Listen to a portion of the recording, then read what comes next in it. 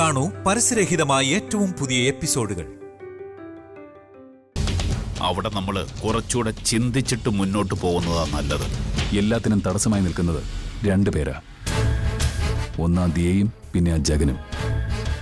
ജഗൻ തീരാതെ മുന്നോട്ടൊരു യാത്ര നമുക്ക് പറ്റില്ല. ഭാഗ്യലക്ഷ്മി മക്കളും തകരണമെങ്കിൽ അവൻ ആദ്യം വീഴണം. നാളത്തോടെ ഞാൻ അതിനൊരു പരിഹാരം കാണും.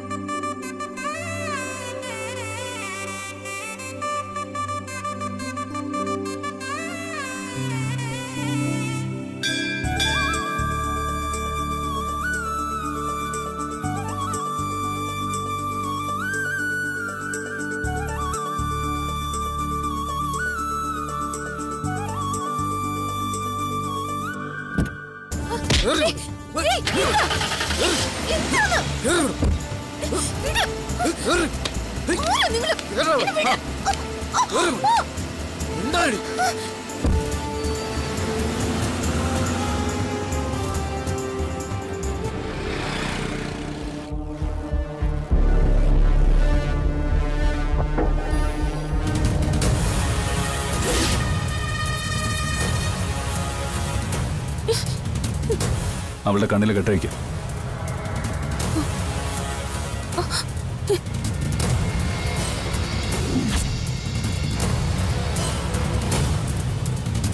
ഈ നാട്ടിൽ എന്നെ എന്റെ അച്ഛനെയും തല്ലി ഒതുക്കാൻ ഒരുത്തൻ അവതരിച്ചു.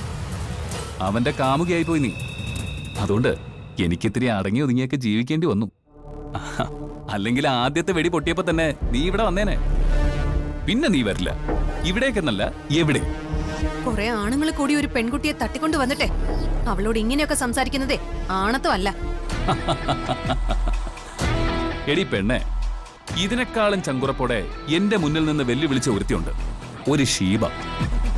ഷീബ കൊലക്കേസ് കേരളം മുഴുവൻ ചർച്ച ചെയ്ത കാര്യമാണ്. അത്രയ്ക്ക് മൃഗീയമായിട്ട് അവളെ കൊലപ്പെടുത്തിയത്. ആ ഷീബ കൊലക്കേസിലെ സാക്ഷിയായിരുന്നു കൊല ചെയ്യപ്പെട്ട ആ ശ്രീകുമാർ. ആ ശ്രീകുമാറിനെ കൊന്ന കേസിലെ സാക്ഷിയായിരുന്നു നിന്റെ അമ്മ ഭാഗ്യലക്ഷ്മി. ഞാനും എന്റെ അച്ഛനും പലതവണ അവരോട് പറഞ്ഞതാ കോടതിയിൽ വരരുതെന്ന്, എനിക്കെതിരെ മൊഴി കൊടുക്കരുതെന്ന്. എന്നിട്ട് അവര് വന്നു. അന്ന് തൊട്ട നീയും നിന്റെ കുടുംബവും ഞങ്ങളുടെ കണ്ണിലെ കരടായത്. ഞങ്ങൾക്ക് വേണ്ടി വാദിച്ചത് അഡ്വക്കേറ്റ് വിജയകുമാർ. അയാളുടെ ഭാര്യയും മക്കളും ഞങ്ങൾക്കെതിരെ. ഞങ്ങളുടെ വക്കീലിനെ തോൽപ്പിക്കാൻ കോടതിയിൽ വന്നത് അയാളുടെ സഹധർമ്മി. അന്ന് കുറിച്ചിട്ടത് ഭാഗ്യലക്ഷ്മിയുടെ 2 മക്കളുടെയും ജീവിതം താറുമാറാക്കുമെന്ന്. ഒരുത്തിയെ കൊല്ലാതെ കൊന്നു. എന്നിട്ടും നീ ഇപ്പൊ പറഞ്ഞതുപോലെ ആണത്വമില്ലാത്ത ഒരുത്തൻ അവളുടെ കഴുത്തിൽ താലി കെട്ടി. പിന്നെ കുതിച്ചത് നീയാ. ബുള്ളറ്റ് ജഗൻ എന്ന ഗുണ്ടയുമായി ചേർന്ന് നീ എന്നെ എന്റെ അച്ഛനെയും തല്ലി ഒതുക്കി. അതിനവൻ ഇനി കാണാൻ പോകുന്നത് നിന്റെ ജഡവാ. എന്നിട്ട് പിന്നെ ഞങ്ങള് കുറച്ചുകാലം മാറി നിന്നാ മതിയല്ലോ. നിന്നെ കൊന്നു കഴിഞ്ഞാ ബുള്ളറ്റ് ജഗൻ മരിച്ചിട്ടേ പിന്നെ ഞങ്ങൾ ഈ നാട്ടിലേക്ക് വരൂ. നിന്നെ അന്വേഷിച്ച ആൾക്കാർ നടക്കുന്ന സമയത്ത് തൽക്കാലം ഞങ്ങൾ മുങ്ങിക്കോളാം. എന്തായാലും നീയുമായിട്ട് ആദ്യമായി കൂടിച്ചേരാൻ പോകുന്ന പുരുഷൻ ഞാനാ. അതിനുശേഷം ഷീബയെ കൊന്നതിനേക്കാൾ നികൃഷ്ടമായി നിന്നെ അവസാനിപ്പിക്കും ഞാൻ. പെണ്ണിനെക്കാളും ഭീരുമായ ആണിനും പെണ്ണിനും അറപ്പുണ്ടാക്കുന്ന സ്വഭാവക്കാരനാടാ നീ. ഒരു പെണ്ണിന് ആവശ്യമുള്ളതെല്ലാം നഷ്ടപ്പെടാൻ പോകുന്ന തൊട്ടു മുന്നിൽ മരണമുള്ള ഒരുത്തിയുടെ അവസാനത്തെ ആളിക്കത്തൽ. കൊള്ളാമോളെ, സമ്മതിച്ചു തന്നിരിക്കുന്നു നിന്റെ ഈ തന്റെ ഇടം. പക്ഷേ തന്റെ ഇടം കൂടിയാലും കുഴപ്പ. അതാണായാലും പെണ്ണായാലും ഇരട്ടച്ചങ്കന്മാർക്ക് ആയുസ് കുറഞ്ഞിട്ടേ ഉള്ളൂ.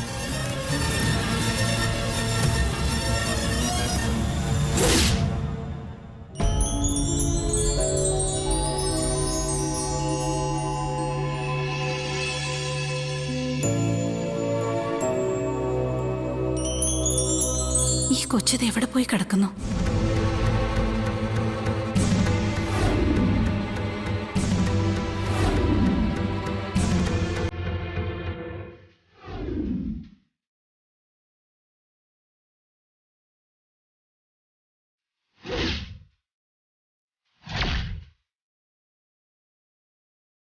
വിളിച്ചിട്ടൊന്നും എടുക്കുന്ന പോലും ഇല്ലല്ലോ.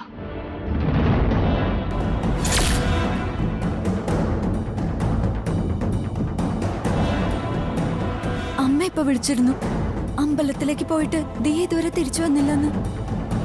അമ്പലത്തിൽ പോയിട്ട് മറ്റെവിടെയെങ്കിലും അവള് പോയി കാണും. അങ്ങനെ പോകുന്നെങ്കിൽ അവള് പറഞ്ഞിട്ടേ പോവുള്ളൂ. ഇതിപ്പോ അമ്മ വിളിച്ചിട്ട് കിട്ടുന്നില്ലെന്ന് പറഞ്ഞ് ഞാനും വിളിച്ചു, സ്വിച്ച് ഓഫാ. ദിയയ്ക്ക് ഇപ്പോഴും ഭീഷണി ഒരുപാടുണ്ട്.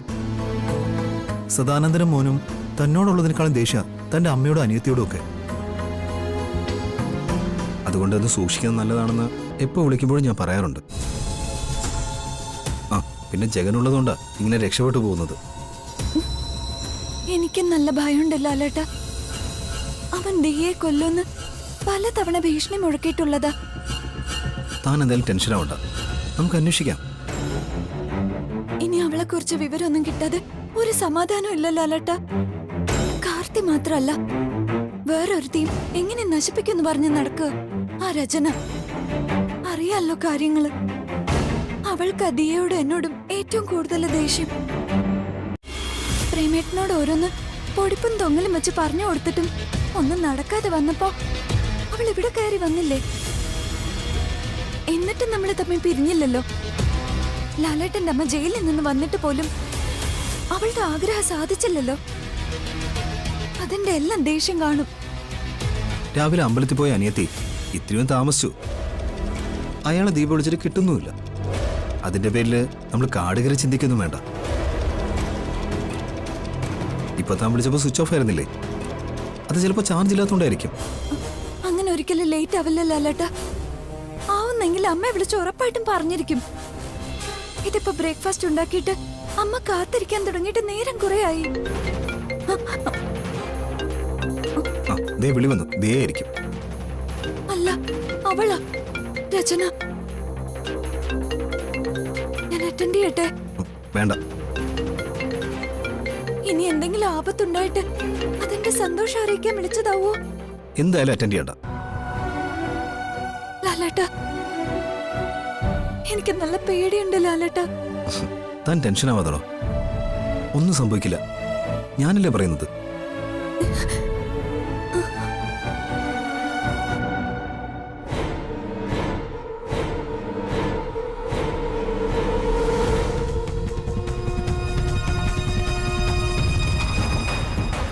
ദിയെ കാർത്തിയുടെ കയ്യിലുണ്ടെന്ന് എനിക്കറിയാം. പോലീസ് തിരഞ്ഞ ദിയെ കിട്ടില്ല. നിന്റെ മോൻ ആ പെൺകുട്ടിയെ കൊന്നാൽ നീയും ഇവിടെ മരിക്കും.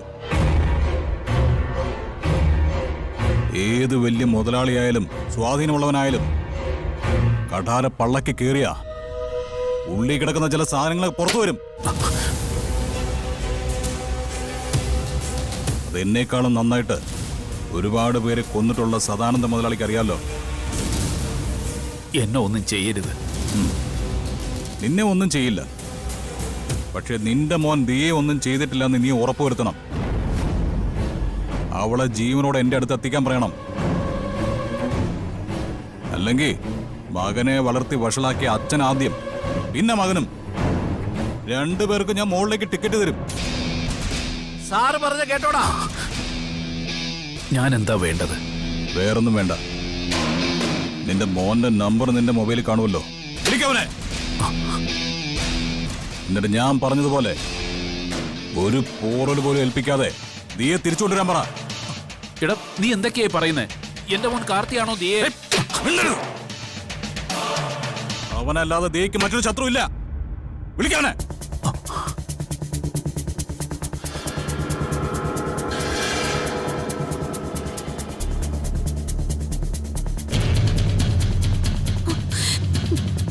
ഷീബയുടെ ആത്മാവ് ഇവിടെയൊക്കെ ഉണ്ട്. അവിടെ നിന്നെ മാടി വിളിച്ചോണ്ടിരിക്കുക. പക്ഷേ നിനക്ക് പോകാൻ കുറച്ച് സമയം കൂടി ബാക്കിയുണ്ട്. അതിനു മുമ്പ് നിനക്കുള്ള അന്ത്യചുംബനം ഞാനങ്ങ് തന്നേക്കാം.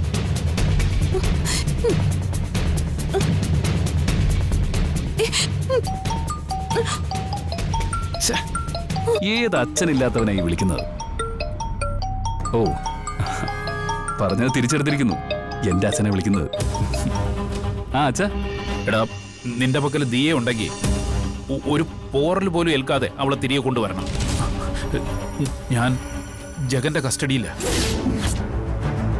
എടാ, ദിയയ്ക്ക് എന്തെങ്കിലും സംഭവിച്ച എന്നെ ജഗൻ കൊല്ലും. അതുകൊണ്ട് ദയവ് ചെയ്ത് നീ ആ കൊച്ചിനെ തിരികെ കൊണ്ടുവരണം.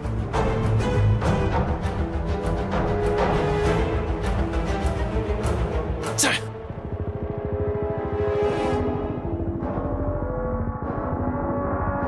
ആസുരനെ പോലെ ഒരുത്തൻ വിലപേശിക്കൊണ്ടിരിക്കുവോ?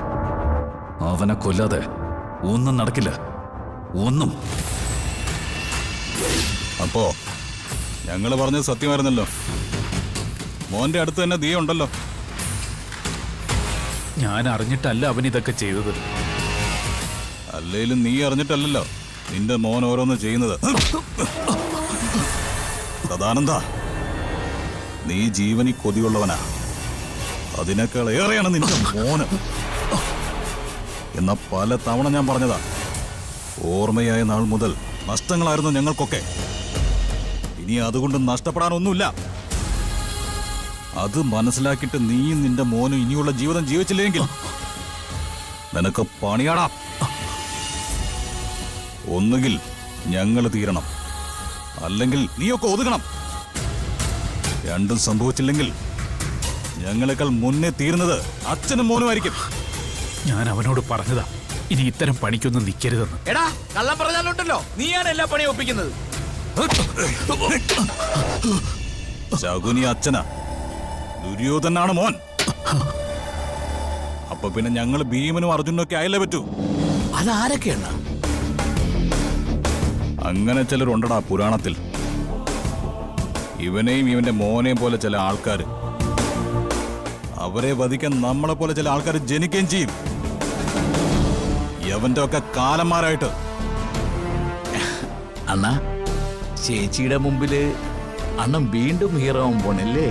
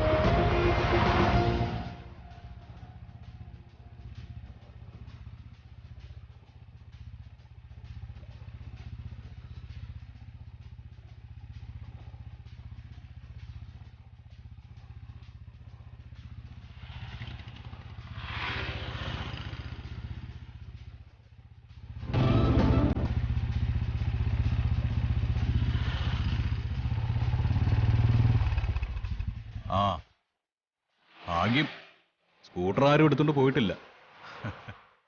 പിന്നെ അതെ, എന്നോടുള്ള ദേഷ്യമൊക്കെ മാറിയോ? നേരത്തെ ഒരു വാശിയോടെ എന്നോട് പറഞ്ഞതേ, ഇനി ആരെങ്കിലും കൊല്ലാൻ വന്നാൽ പോലും ഞാൻ രക്ഷിക്കാനായിട്ട് വരണ്ടെന്നല്ലേ? ആ കറണ്ട് സുനിലിനോട് താൻ അങ്ങനെ പറഞ്ഞത്. ആ, ഇനി ഇങ്ങനെ ഒരു സാഹചര്യം വരുമ്പോ എന്റെ ആവശ്യമുണ്ട്. ഞാൻ വരാനൊന്നും പറഞ്ഞില്ലല്ലോ. എങ്കിലും ഞാനൊന്ന് വന്നെങ്കിലെന്ന് ആഗ്രഹിച്ച നിമിഷങ്ങളല്ലേ കടന്നു പോയത്. അങ്ങനെ താൻ പ്രാർത്ഥിച്ചില്ലേ? ഞാൻ അങ്ങനെ പ്രാർത്ഥിച്ചിട്ടൊന്നുമില്ല.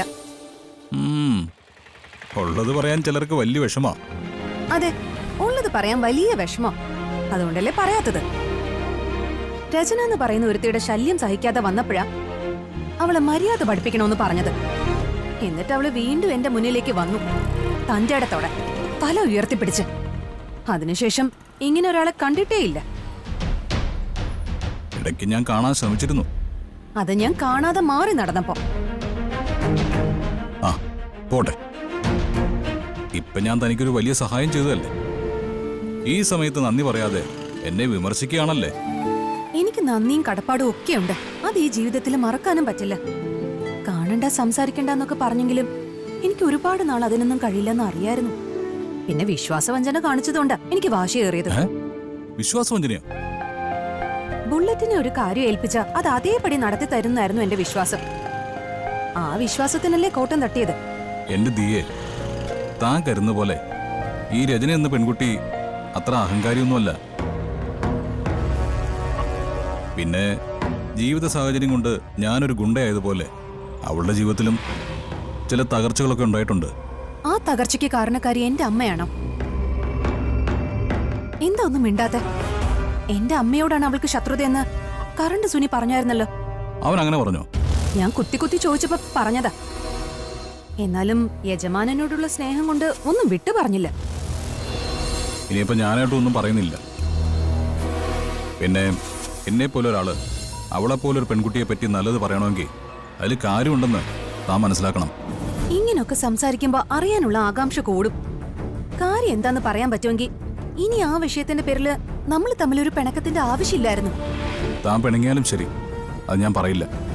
അത് ഞാൻ അവൾക്ക് കൊടുത്ത വാക്കാ. എനിക്ക് തന്ന വാക്ക് പാലിക്കാതിരിക്കാം അല്ലെ? അവളോട് പറഞ്ഞ വാക്ക് അങ്ങനെ തന്നെ നിലനിൽക്കണം അല്ലെ? ഇവിടെ താൻ കരുതുന്നതിനേക്കാളും അപ്പുറം വേദനിച്ചവളാണ് രചന. ഒരു സമയത്ത് അവള് കരഞ്ഞ് കരഞ്ഞില്ലാതായവളാ. ഇപ്പതേ അവൾക്ക് അച്ഛനില്ല, അമ്മയില്ല. അങ്ങനെയുള്ള ഒരുവളെ എനിക്ക് കൂടുതൽ വേദനിപ്പിക്കാൻ പറ്റില്ല. പെൺകുട്ടികളെ കരയിക്കരുതെന്ന് ഒരുപാട് ആഗ്രഹിക്കുന്ന കൂട്ടത്തിലാണ് ഞാൻ. അവരെന്റെ കരണത്തടിച്ചാലും ചിലപ്പോൾ ഞാൻ തിരിച്ചടിച്ചില്ല എന്ന് വരും. എന്നിട്ടും ഞാൻ അവളെ തട്ടിക്കൊണ്ടുപോയത് തന്റെ വാക്ക് കേട്ടിട്ടാ. എന്നാൽ പിന്നീട് അവള് പറഞ്ഞ കഥകളിൽ കഴമ്പുണ്ടെന്ന് തോന്നിയപ്പോ എനിക്ക് സൈലന്റ് ആവാൻ തോന്നി. ഒരു കാര്യം ഞാൻ പറയുക, ഇനി രചന വഴക്കിനായിട്ട് മുന്നോട്ട് വന്നാലും താൻ ഒഴിഞ്ഞു മാറി പോകുന്നതായിരിക്കും നല്ലത്. അവളെ താൻ എന്ത് ചെയ്താലും ശരി, എന്തെങ്കിലും ഒരിക്കൽ അതിന്റെ പേരിൽ ദുഃഖിക്കേണ്ടി വരും. ശരി, വണ്ടി എടുക്ക്, ഞാൻ വീട് വരെ പിന്നാലെ വരാം. ഇവിടുന്ന് കുറച്ചു ദൂരമല്ലേ ഉള്ളൂ, ഇനി വരണ്ട. ആ, അതിന്റെ ഇടയ്ക്ക് വീണ്ടും അവൻ തട്ടിക്കൊണ്ട് പോയാലോ? ഇങ്ങനെ ഒരാളുള്ളപ്പോ അവൻ ഇനി പെട്ടെന്ന് തന്നെ തട്ടിക്കൊണ്ട് പോവില്ല. പറയേണ്ടതെല്ലാം എന്നോട് പറഞ്ഞില്ലെങ്കിലും ഇപ്പൊ ചെയ്യേണ്ടത് ചെയ്തതിന് നന്ദിയുണ്ട് കേട്ടോ. Thank you so much. Okay, അപ്പൊ ശരി.